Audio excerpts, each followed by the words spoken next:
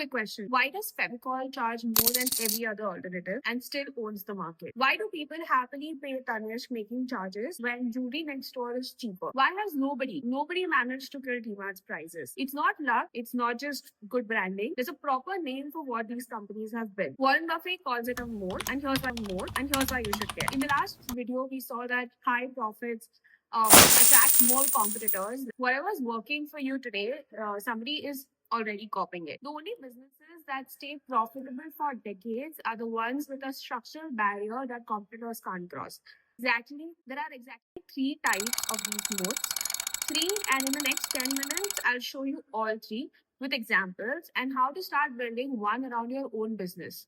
So let's just get into it. First, quick summary. A moat is like the water around a castle. The castle is your profitable business. The attackers are your competitors, and they can see exactly how profitable your castle is. The moat is whatever's stopping them from getting into it. And here's the key word: structural. Not we work harder, not our quality is better.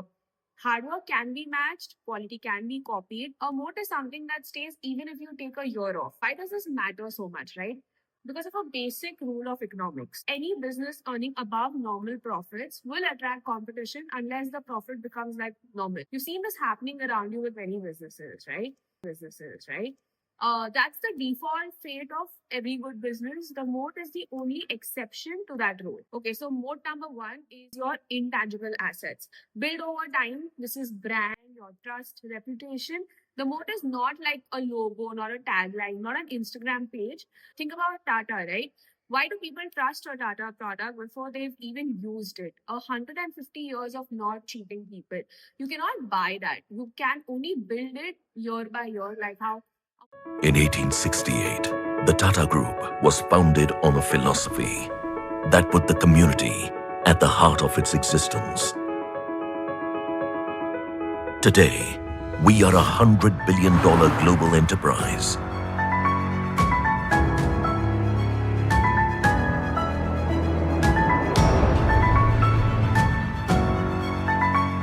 Our today has been built on enduring values.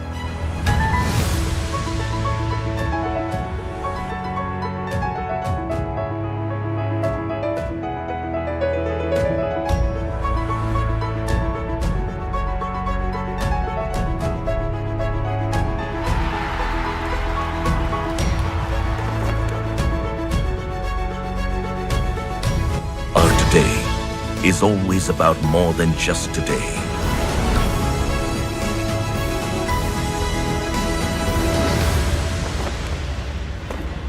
Our today is a continuous journey for a better tomorrow.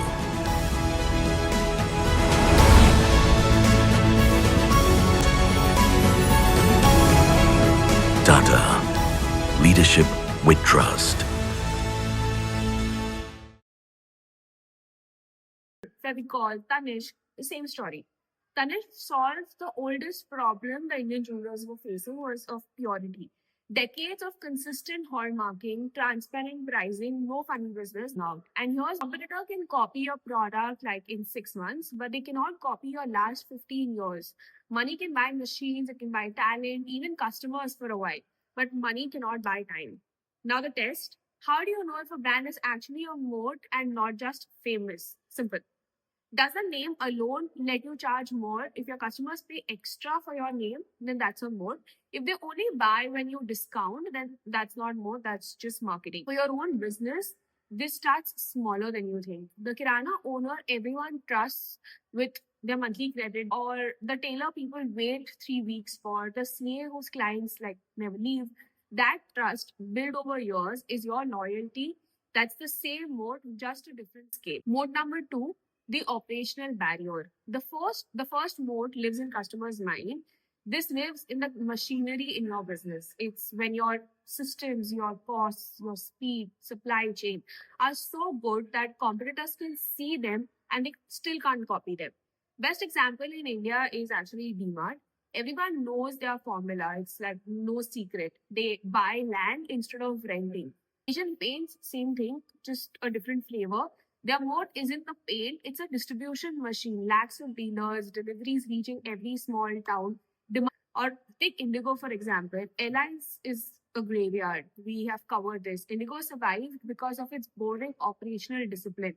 One aircraft type, fast turnarounds, cost watch like a hawk, not glamorous.